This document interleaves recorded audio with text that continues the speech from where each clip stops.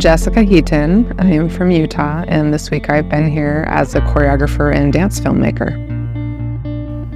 I'm Dr. Joseph Sowa. I'm a composer and a teacher of music composition and theory. My name is Aaron Toronto. I am a filmmaker in Vietnam. I was there for 20 years. I am Jenna Carson. I am a memoirist. I live in Mississippi, and I'm a chaplain in the Air Force. I'm Sara Lynne Lindsay, and I am a mother of 6 children. I'm also an artist. I am from Atlanta, Georgia, and I am here at the Center for Latter-day Saint Arts at the residency. My name is Alixa Brobbey. I was born in the Netherlands, and I lived there for 16 years, and then my family moved to Ghana. I graduated high school there. Right now I'm based in Provo, Utah. I'm a poet and a current law student.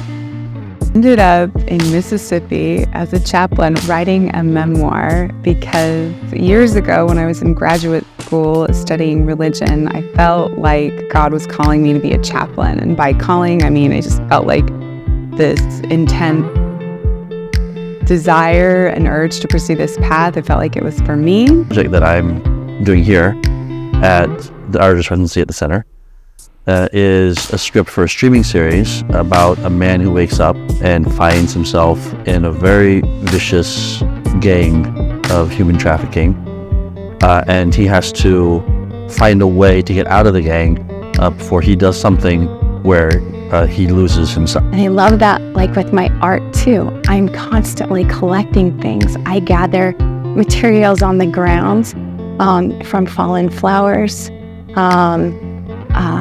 from even seeds, anything I can find that a tree or a plant is dropping. And I'll gather them, I'll preserve them, and then I can go back to them and use them in my art. And my art is really never done. We've been exploring the idea of faith and how it evolves over time and how that's a beautiful thing, but can also be a sorrowful thing at times to watch it change. The dancers have been fantastic, and we did 4 days of rehearsal at the Gibney Dance Center, and then we filmed on the 5th day also at the Gibney Dance Center in a black box theater. St. Arts. The residency project that I was working on was a piece that I'm calling Lo que dejamos atrás. This piece was inspired by my personal family history. My grandma was born in Argentina. She studied at the Conservatory in Buenos Aires. My great aunt played violin in the Teatro Colón. And when my grandma emigrated to the United States, one of the things that came along with her was my great aunt's violin.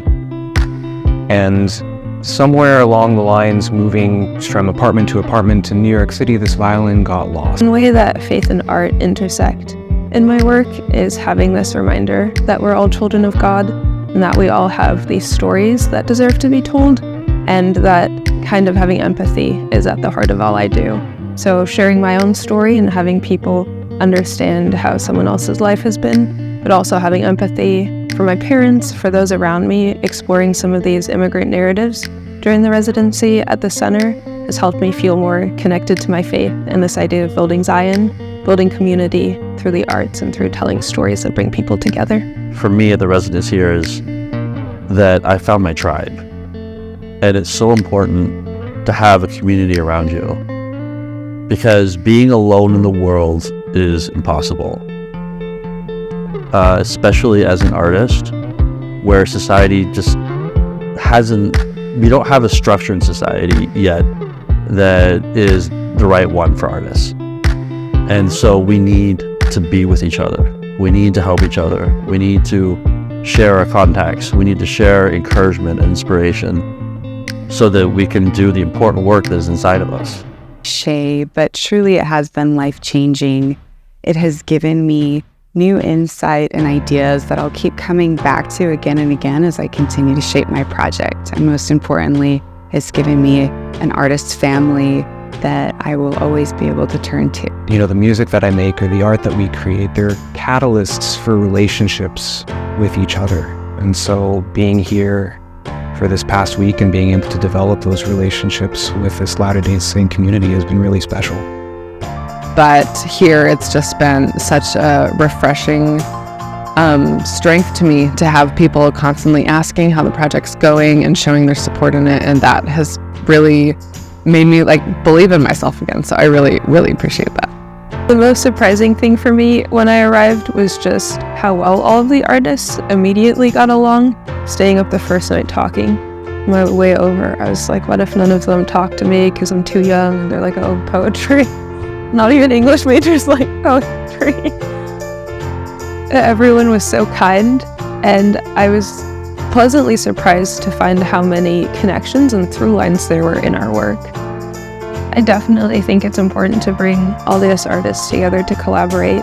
I think a theme for all of us this week was feeling a little bit like outsiders in the arts world, and so finding people with shared experiences and the shared vocabulary, people that could understand kind of some of the references in my work, and also being driven by a lot of the same things. I think because we do see everyone as children of God, we have these higher ideals in what we're trying to communicate, and so the arts aren't just a day job for us, but they're something higher and greater that motivates us. This residency, I have been guided and mentored by amazing people. I feel so empowered. I came here not knowing that I could ride the subway by myself, where I spent yesterday going throughout the whole city completely confidently, looking at art and recognizing I actually belong here.